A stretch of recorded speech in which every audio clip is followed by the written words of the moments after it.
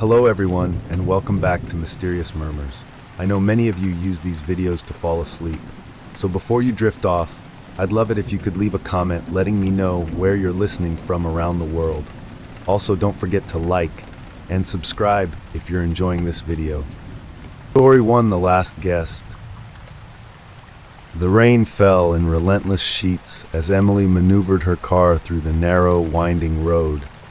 The GPS had long since lost signal, and her phone battery was on the verge of dying. She cursed under her breath for not planning the trip better. The countryside was beautiful in daylight, but turned eerie under the oppressive darkness of night. After what felt like hours, a flickering neon sign appeared in the distance. Hillcrest Inn, it read, its letters glowing weakly against the rain-soaked landscape. Emily sighed in relief and pulled into the gravel driveway, her tires crunching loudly. The inn looked ancient, its wooden facade weathered and creaking under the weight of the storm. Inside, a bell chimed softly as she pushed open the door. The lobby was dimly lit, with faded wallpaper peeling in the corners. Behind the counter stood an elderly man, his face pale and lined with years of wear. "Good evening," Emily greeted, her voice shaky from exhaustion. "Do you have any rooms available?" The man looked up slowly, his cloudy gray eyes meeting hers. "You're lucky," he said in a voice as creaky as the inn itself. "We have just one room left." Emily hesitated. The place gave her the creeps, but the storm outside left her no choice. She nodded. "I'll take it." The man handed her an old-fashioned brass key with the number 7 engraved on it. "Rooms at the end of the hall upstairs. Breakfast's at 7. Enjoy your stay." His tone was flat, devoid of warmth or interest. Emily climbed the creaking staircase, the dim light from a flickering bulb barely illuminating the way. The hallway smelled of mildew and something faintly metallic. Room 7's door was at the very end, its paint chipped and handle worn smooth. Inside, the room was surprisingly clean, albeit old-fashioned. A 4-poster bed with a quilted blanket dominated the space. There was a single window with heavy curtains drawn shut, and most notably, a large portrait hanging above the dresser. The painting depicted a stern-looking man in a black suit. His eyes were dark and piercing, his expression one of quiet disapproval. Emily shivered but shook off the unease. "It's just a painting," she muttered, tossing her bag onto the bed. After a quick shower, she climbed into bed, pulling the quilt up to her chin. The rain outside continued to pound against the window, but the bed was warm, and her exhaustion soon pulled her into sleep. Emily awoke with a start sometime in the middle of the night. The room was pitch black, save for a sliver of moonlight peeking through the curtains. Something had woken her, a sound, a soft, almost imperceptible thud. Her heart raced as she scanned the room. The painting, it was no longer hanging on the wall. Instead, it lay face down on the floor.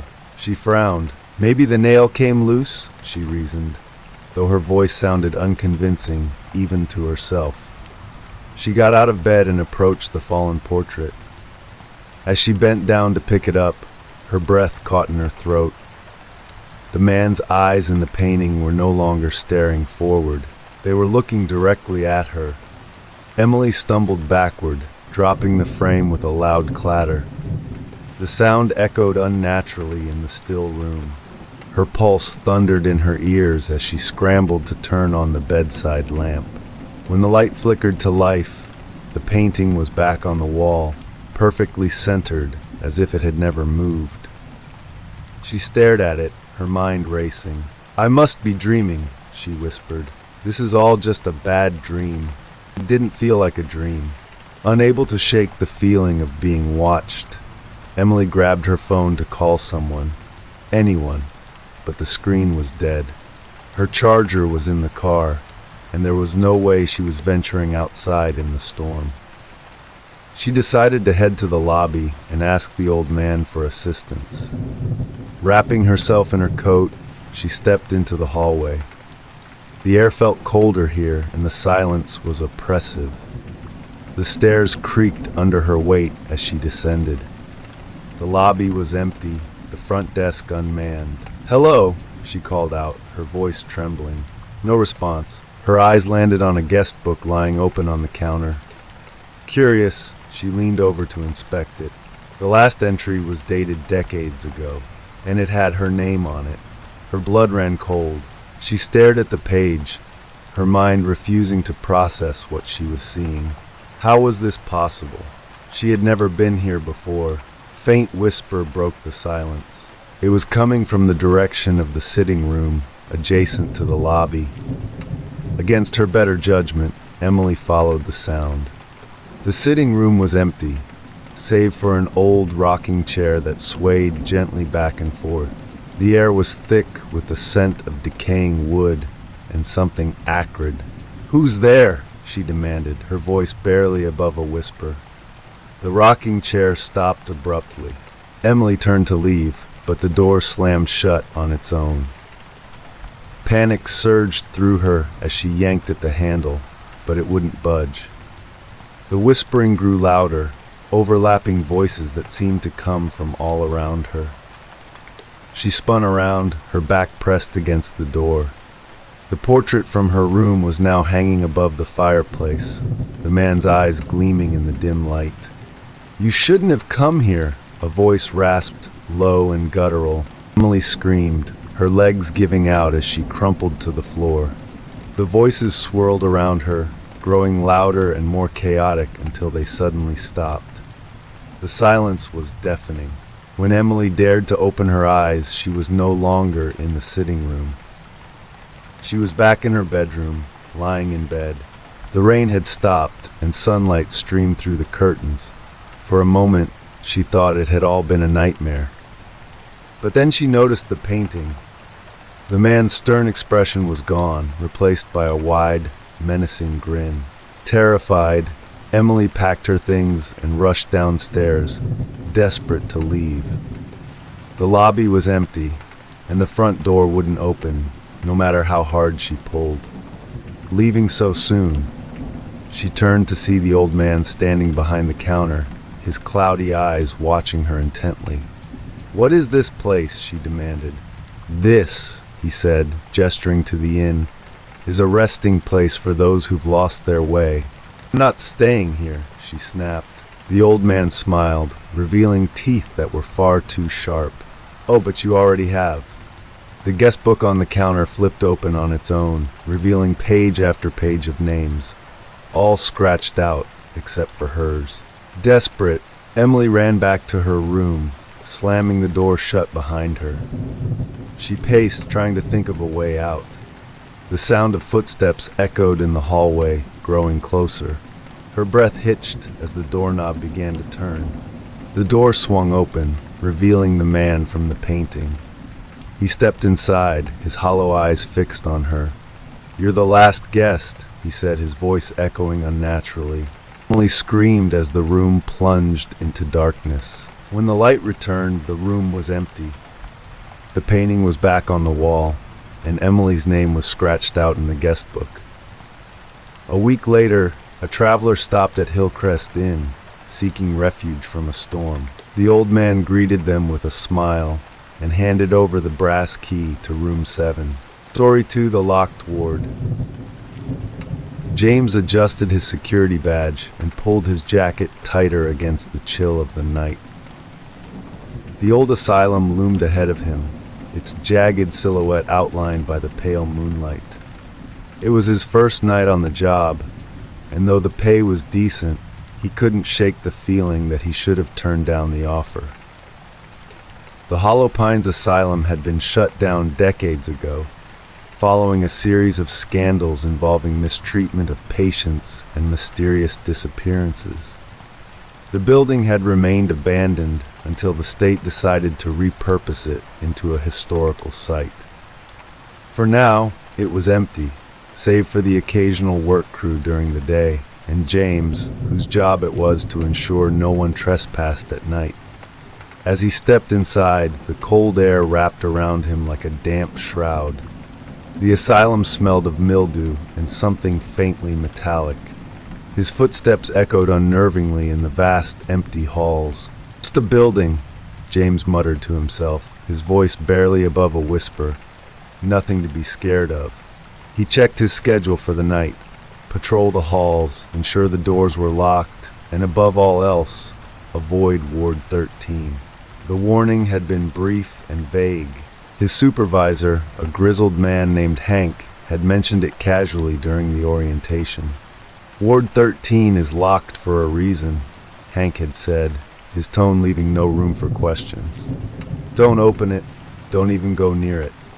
James had laughed nervously at the time, assuming it was just some spooky initiation prank. But now, standing alone in the silent asylum, the warning weighed heavily on his mind. The first couple of hours passed uneventfully. James wandered through the dusty halls, his flashlight cutting through the darkness, checked each door to ensure it was locked, his nerves gradually settling as the monotony of the job took over. Then, as he turned a corner, he saw it. A heavy metal door at the end of the hallway, its surface rusted and scarred. The number 13 was painted on it in faded red. Froze. The air seemed colder here, the silence heavier. He told himself to turn around, to follow Hank's instructions. But his curiosity got the better of him. As he approached the door, he noticed scratches around the edges, as though someone, or something, had desperately tried to claw their way in or out. He reached out and touched the handle. It was ice cold. "Don't do it," he whispered to himself, but his hand turned the handle anyway. The door creaked open, revealing a dark, empty room. A single wooden chair sat in the center, facing a large mirror that covered the far wall. The air inside was stifling, carrying an acrid scent that made James's stomach churn. He stepped inside, his flashlight beam cutting across the room. The mirror reflected his image perfectly, but something about it felt off. His reflection seemed to lag ever so slightly, as if it were watching him before mimicking his movements. James approached the mirror, his unease growing. He raised his hand, and his reflection did the same, but there was a delay, just a fraction of a second. "What the hell?" he muttered, leaning closer. Suddenly, his reflection grinned. James stumbled back, his flashlight clattering to the floor. His reflection wasn't grinning anymore. It was staring at him with wide, unblinking eyes. "You shouldn't have come here," it said. Its voice was his own, but distorted, like a recording played in reverse. James scrambled to pick up his flashlight, his heart pounding. When he looked back at the mirror, his reflection was gone. Panic surged through him. He turned to leave, but the door slammed shut with a deafening clang. The room grew colder, the acrid scent intensifying. James banged on the door, shouting for help, but his voice echoed uselessly in the empty asylum. Behind him, the chair creaked. He turned slowly, dread pooling in his stomach. The chair was no longer empty. A figure sat there, its form shrouded in shadows. "Who are you?" James demanded, his voice trembling. The figure didn't respond. Instead, it tilted its head, as if studying him. Slowly it stood, its movements jerky and unnatural like a puppet on strings. James backed away until his back hit the door. "Stay back!" he shouted. The figure stepped into the beam of his flashlight, revealing a gaunt, hollow face. Its eyes were sunken and black, its lips pulled back in a grotesque smile that revealed jagged, yellow teeth. "You opened the door," it rasped. James lunged for the door handle, yanking it with all his strength. It wouldn't budge. Behind him, the figure's footsteps grew louder, closer. In desperation, he turned and swung his flashlight at it. The light passed through the figure as if it were made of smoke, and a bone-chilling laugh filled the room. "You can't leave," it said, its voice echoing in James's mind. "You belong to us now." The room began to warp, the walls twisting and shifting. The mirror shattered, its shards floating in the air like tiny daggers. James felt his body being pulled toward the center of the room, as if some unseen force was dragging him into the darkness. He closed his eyes and screamed. When he opened them again, he was back in the hallway, lying on the cold, hard floor. The door to Ward 13 was shut, and the scratches around the edges were gone. James scrambled to his feet, his body trembling. Had it all been a hallucination? As he turned to leave, he caught a glimpse of the mirror's shards scattered across the hallway floor. His reflection was still grinning at him from one of the shards, its hollow eyes gleaming. James ran, his breath coming in ragged gasps. He didn't stop until he reached the lobby, where Hank was waiting for him. "You opened it, didn't you?" Hank said, his face grim. James tried to respond, but found that he couldn't speak. "You're not the first," Hank continued, "and you won't be the last." James's vision blurred, and his body grew heavy. The last thing he saw before darkness claimed him was his own reflection in the lobby window, smiling back at him. In the days that followed, strange occurrences plagued the asylum. Workers reported hearing faint whispers and the sound of chairs scraping against floors when no one was around. One worker claimed to have seen James wandering the halls, his eyes hollow and his face twisted into a smile. Hank never spoke of what happened that night, but he made sure to warn every new guard, "Stay away from Ward 13. Yet curiosity is a powerful force.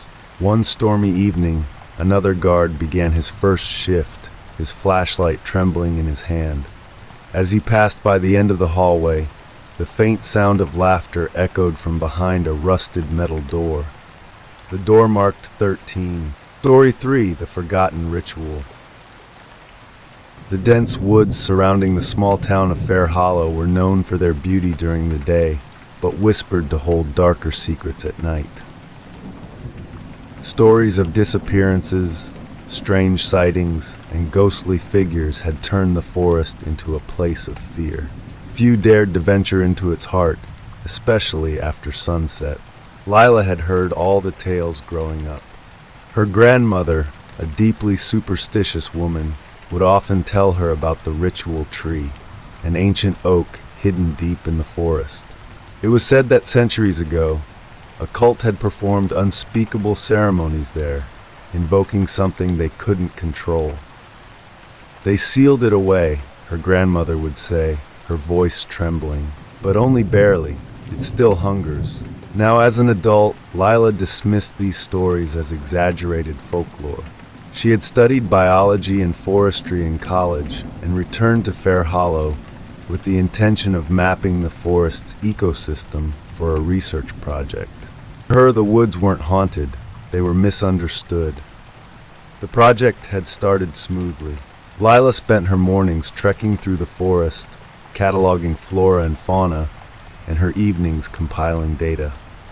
She often felt a strange sense of unease, as though the woods were watching her, but she chalked it up to overactive imagination. One day, while venturing deeper into the forest than she ever had before, Lila stumbled upon something odd. The trees seemed to grow closer together, their gnarled branches twisting into shapes that resembled clawed hands. The air was cooler here, and a faint hum vibrated through the ground beneath her boots. And then she saw it. The ritual tree stood in a clearing, its massive trunk scarred with strange carvings that pulsed faintly, as though alive. Its branches reached toward the sky like skeletal arms, and the ground around it was bare, as if no plant dared grow too close. Lila felt an inexplicable pull toward the tree. Her logical mind urged her to turn back, but curiosity got the better of her. As she approached, she noticed something embedded in the bark, a small rusted metal box, half swallowed by the tree. With some effort, she pried the box free. It was locked, but the hinges were so corroded that they crumbled under a bit of pressure. Inside was a weathered journal, its pages yellowed with age. The writing was in a language she didn't recognize, but the drawings were unmistakable. Figures in robes, candles arranged in a circle, and a grotesque figure rising from the ground. The last page sent a shiver down her spine. It depicted the ritual tree, but its carvings were glowing fiercely, and shadowy tendrils spread from its roots like a web. Beneath the drawing was a single sentence in English: "Must remain sealed." Lila shoved the journal into her backpack, her heart pounding. A strange sense of foreboding settled over her as she glanced back at the ritual tree. The carving seemed deeper now, the lines almost too sharp for something etched centuries ago. A gust of wind swept through the clearing, carrying with it a low whisper. It sounded like her name. She froze, scanning the forest for any sign of movement. The clearing was still, save for the swaying of the ritual tree's branches. "Just the wind," she muttered, though her voice trembled. She turned and hurried back toward the trail, her steps quick and uneven. But the forest seemed different now. The trees closed in around her, their shadows stretching unnaturally long. The path she had marked earlier with bright orange ribbons was gone, as though the forest had swallowed it whole. By the time she found her way back to her cabin on the edge of the woods, the sun had set. Lila locked the door behind her and leaned against it, trying to catch her breath. The journal felt heavier in her backpack than it should have, as though it carried more than just paper and ink. She pulled it out and set it on the small wooden table in the center of the cabin. The last page seemed to taunt her with its warning: it must remain sealed. Lila decided to scan the journal for any clues. She flipped through the pages, her fingers trembling as she studied the cryptic symbols and eerie illustrations. One drawing caught her attention. It depicted a figure standing before the ritual tree, their face twisted in terror as shadowy tendrils wrapped around them. Beneath the drawing was a single word written in jagged letters: atonement. A loud thud from the roof startled her. She grabbed her flashlight and stepped outside, the beam cutting through the darkness.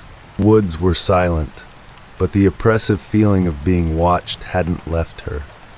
As she craned her neck to look at the roof, she saw claw-like marks gouged into the wood, as though something had dragged itself across the shingles.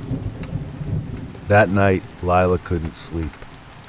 The journal sat on the table, its presence unsettling. Every creak of the cabin felt amplified, every gust of wind like a whisper. When she finally drifted off, her dreams were anything but peaceful. In her dream, she was back in the clearing, standing before the ritual tree. The carvings glowed red, and a figure emerged from the shadows, tall, gaunt, and eyeless. It reached for her with spindly fingers, its mouth opening impossibly wide to reveal rows of jagged teeth. "You freed it," the figure hissed. Lila woke with a start, her heart hammering in her chest. She reached for the journal, determined to destroy it. But the moment her hand touched it, a searing pain shot through her palm.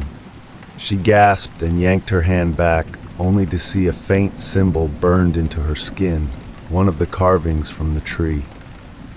The journal flipped open on its own, its pages fluttering violently. The symbols glowed faintly, casting eerie shadows across the room.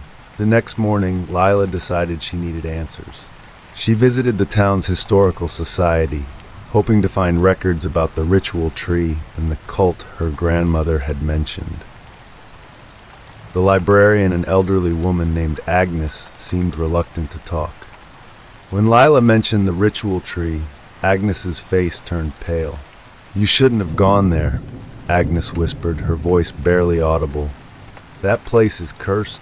The tree is a doorway, and the cult tried to open it centuries ago.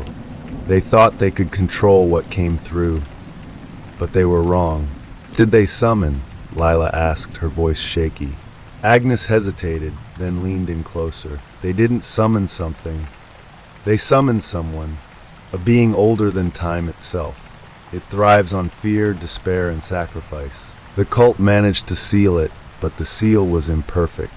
It needs someone to complete the ritual, to either banish it forever or release it fully. Lila's stomach dropped. The symbol burned into her hand felt heavier now, as though it carried the weight of the task ahead. "How do I banish it?" she asked. Agnes shook her head. "No one knows. The last attempt failed, and the person who tried disappeared." Over the next few days, the phenomena grew worse. Lila's cabin became a hub of unexplainable activity. Shadows moved on their own, whispers echoed in the corners, and the journal seemed to open itself at random intervals. One night, she woke to find herself standing in the woods, barefoot and disoriented. The ritual tree loomed ahead, its carvings glowing faintly. Around its base, shadowy figures moved, their forms flickering like dying embers. "You're bound to it now," one of them rasped. Lila turned to run, but her legs wouldn't obey. The ground beneath her shifted, becoming soft and pulsing, as though she were standing on flesh. The figures closed in, their hollow eyes staring into her soul. "Finish the ritual," they chanted. Lila woke in her bed, drenched in sweat, but the dirt on her feet and the faint glow of the symbol on her hand told her it wasn't just a dream. She had no choice now. If she didn't act, the being trapped within the ritual tree would find its way out, and she would be its first victim. She gathered supplies, candles, salt, and a knife. The journal didn't provide clear instructions, but she pieced together what she could. The ritual required blood, her blood, and a circle of protection. That night she returned to the ritual tree. The forest was deathly silent, as though every creature had fled. The carvings on the tree glowed brighter as she approached, pulsing in time with her racing heart. She lit the candles and drew the circle, her hands trembling. The shadowy figures appeared again, watching silently as she placed the knife against her palm. As her blood dripped onto the tree's roots, the ground trembled. The carvings flared with blinding light, and a deep, guttural roar echoed through the forest. The tree split open, revealing a void of endless darkness. A figure began to emerge, taller and more grotesque than anything Lila could have imagined. Its eyeless face turned toward her, and she felt her sanity slipping. "You are too late," it said, its voice reverberating through her very bones. But Lila wasn't done. She stepped forward, her voice steady despite her fear. "You will not leave this place." She recited the words she had found in the journal, the ancient language foreign but strangely familiar on her tongue. The creature roared in defiance, its tendrils lashing out, but they couldn't penetrate the circle of salt. The light from the carvings intensified, and the figure began to dissolve, its screams shaking the ground. When the ritual ended, the tree was silent. The carvings were gone, and the air felt lighter, as though a great weight had been lifted. Lila stumbled back to her cabin, exhausted but alive. The journal was gone, and the symbol on her hand had faded. But deep in the forest, where the ritual tree once stood, a faint whisper lingered in the wind. "It's never over." Story 4: The Haunting of Belhaven Harbor. Belhaven Harbor was a quiet seaside town, shrouded in mist and mystery. Its craggy shores and ancient lighthouse were picturesque, but its history was far from idyllic. Locals spoke in hushed tones about the Eversea, a ship that had vanished off the coast nearly a century ago, along with its entire crew. Some said it was lost to a sudden storm, while others claimed it had been cursed. Every so often, fishermen reported seeing a phantom ship in the fog, its tattered sails billowing despite the lack of wind. The stories were always the same. The ship would appear, and then moments later, it would vanish, leaving an unnatural chill in its wake. For Elise Markham, the stories were just that, stories. A marine biologist and skeptic, she had come to Belhaven to study the effects of climate change on marine life, not to chase ghost tales. But her perspective began to change the night she saw the ship herself. It was her third week in Belhaven, and she was sitting on the rocky shore, recording data on a school of bioluminescent plankton. The fog rolled in fast that night, swallowing the horizon. As she packed up her equipment, she caught sight of a shadow on the water. At first she thought it was a fishing trawler, but as the shape grew clearer, she realized it was far older in design. The ship was massive, its hull weathered and rotting. Lanterns flickered along its deck, casting eerie light onto sails that seemed impossibly intact given their age. Elise stood frozen, her breath visible in the sudden chill. The ship's bow turned toward the shore, and she could have sworn she saw figures moving on deck, tall, gaunt shapes that didn't move like normal people. She blinked, and the ship was gone. Elise tried to convince herself it was an optical illusion, a trick of the fog in her tired mind. The experience left her unsettled, and she couldn't shake the image of the ship or the cold that had settled deep into her bones. The next morning, she mentioned the ship to her neighbor, a retired fisherman named Walter. "You saw the Eversea," he said gravely. "It doesn't show itself to just anyone. You've been marked." Elise laughed nervously. "Marked for what?" Walter's face darkened. "For death, if you're not careful. That ship brings nothing but misery. If it's shown itself to you, it's only a matter of time before it comes closer." Elise dismissed Walter's warning as superstition, but strange things began happening. Her equipment malfunctioned, recordings corrupted by static and strange whispers. The power in her rented cottage flickered at night, and she often woke to the sound of water dripping, despite the fact that all her faucets were tightly closed. One night she woke to find her bedroom window wide open, even though she was certain she had locked it. The room was freezing, and the faint scent of salt and decay lingered in the air. Her dreams were worse. She dreamt of the ship, of shadowy figures boarding it against their will, their screams swallowed by the sea. She saw herself among them, her wrists bound with frayed rope as the ship's crew loomed over her, their hollow eyes gleaming with malice. Desperate for answers, Elise began researching the Eversea. She visited the town library, combing through old newspapers and maritime records. What she found only deepened her unease. The ship had disappeared in 1924, carrying a cargo of precious artifacts excavated from a remote island. The crew's logbook, recovered months later, detailed strange occurrences. Crew members vanishing in the night, whispers coming from the cargo hold, and an inexplicable cold that seemed to sap their strength. Final entry was chilling. "The cargo is cursed. We are being watched. God forgive us for what we've taken." The more Elise learned, the more the strange occurrences intensified. One evening, while reviewing her notes, she heard a faint tapping at her window. She froze, her heart racing. Slowly she turned her head. A figure stood outside, its face obscured by the fog, its hand pressed against the glass, leaving behind a trail of wet, briny streaks. Elise backed away, but when she blinked, the figure was gone. The next morning, she found footprints outside her cottage, barefoot, with toes that seemed unnaturally long. Elise knew she couldn't ignore the signs any longer. She sought out Walter, hoping he could tell her how to stop whatever was happening. "You can't stop it," he said, "but there might be a way to survive." He told her about the ritual, a way to sever the connection between herself and the ship. It involved returning something to the sea, an offering to appease whatever haunted the ship.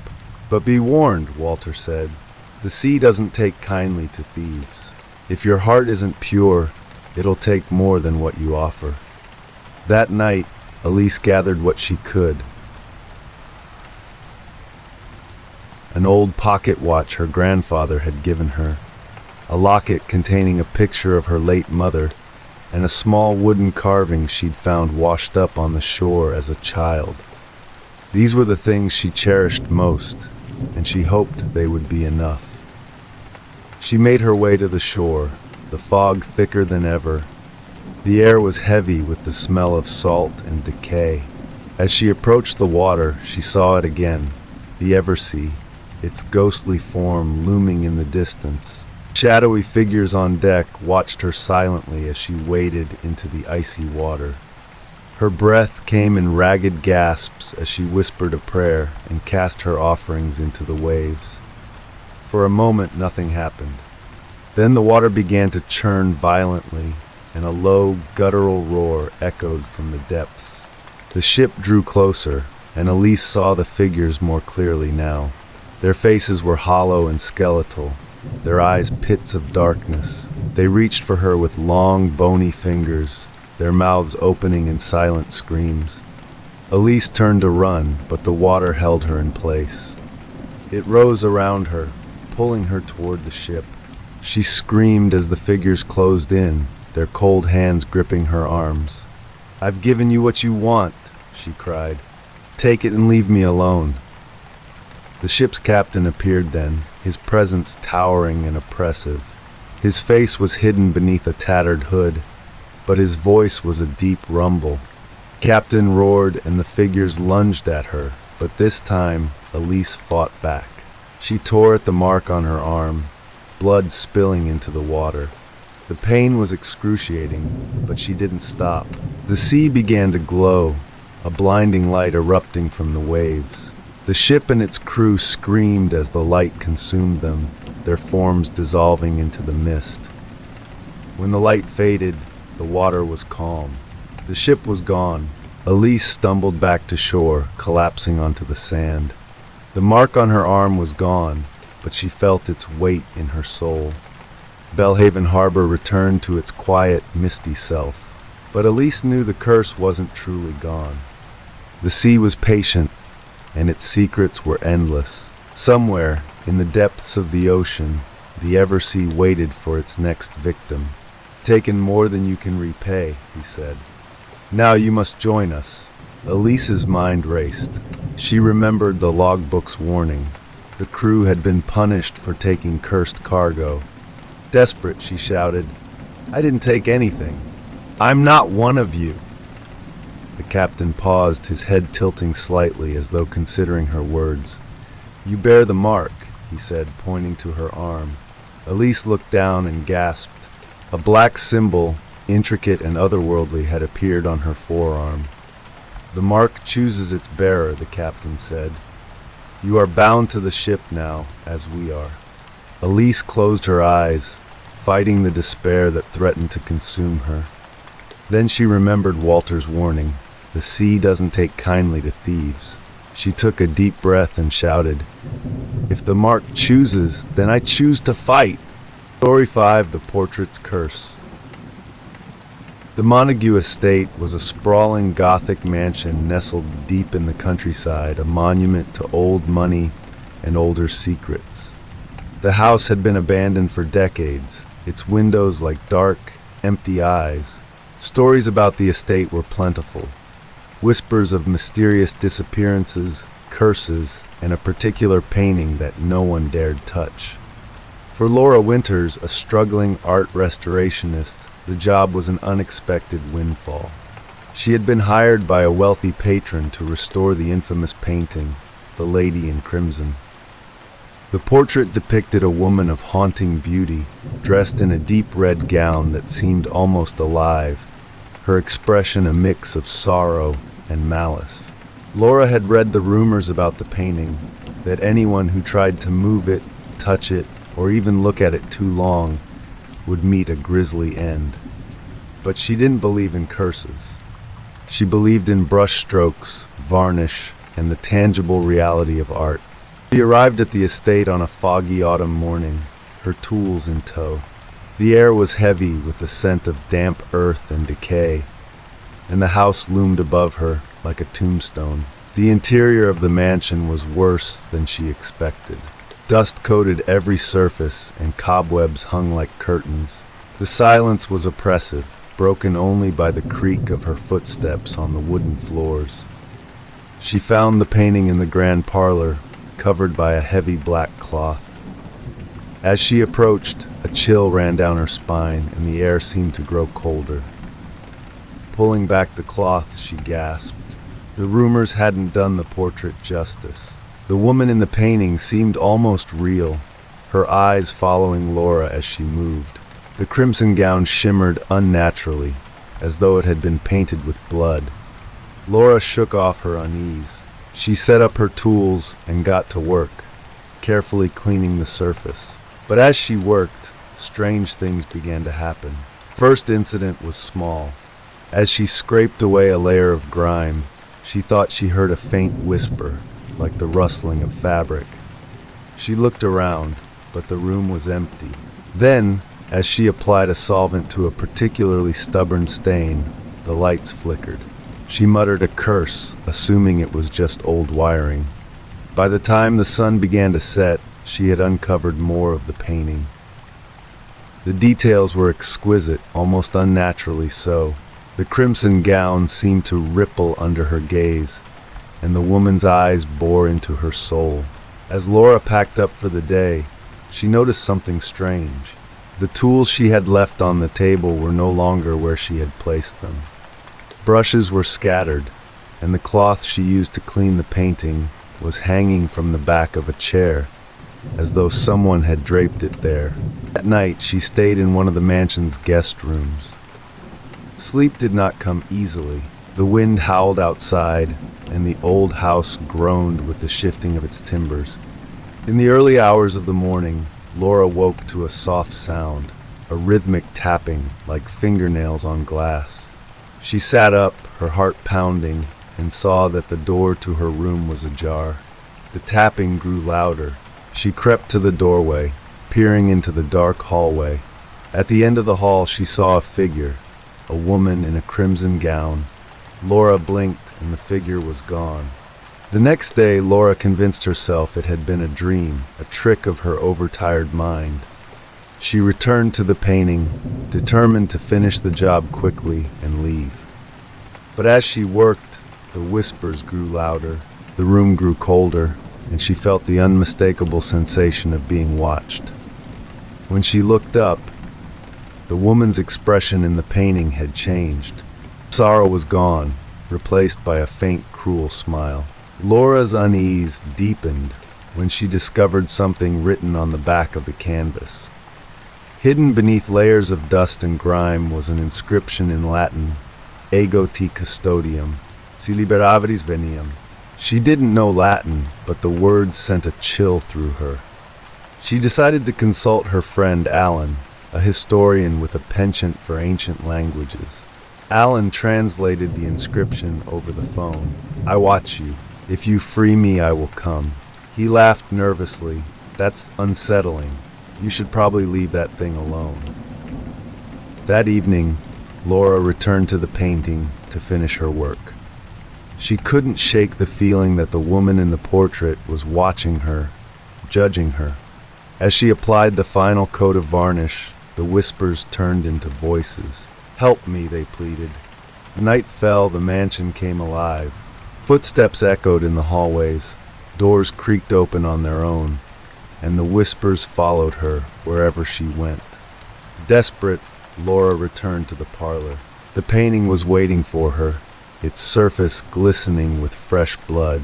The woman in the portrait was no longer alone. Shadowy figures crowded the background, their faces contorted in agony. A voice, low and guttural, filled the room. "Free me, and I will spare you." Laura shook her head, tears streaming down her face. "What do you want?" The voice laughed. "You." Realizing she had no choice, Laura grabbed a knife from the kitchen and returned to the painting. She slashed at the canvas, hoping to destroy it, but the blade didn't cut. Instead, the canvas absorbed the knife, pulling it from her hand. The shadows in the painting grew darker, and the figures began to move, their hands reaching toward her. Set me free. Laura backed away, her hands trembling. The air grew thick, the shadows in the room stretching and twisting. The woman's smile widened, her eyes gleaming with malice. Suddenly, the painting began to bleed. Dark red streaks ran down the canvas, pooling at the bottom of the frame. Laura screamed and stumbled back, knocking over her tools. The room grew dark, and the voices became deafening. Laura fled to her room, locking the door behind her. She called Alan, her voice shaking as she recounted what had happened.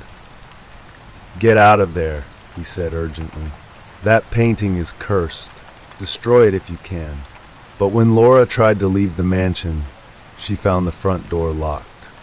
No matter how hard she pulled, it wouldn't budge. The windows were the same, their panes unyielding. She was trapped.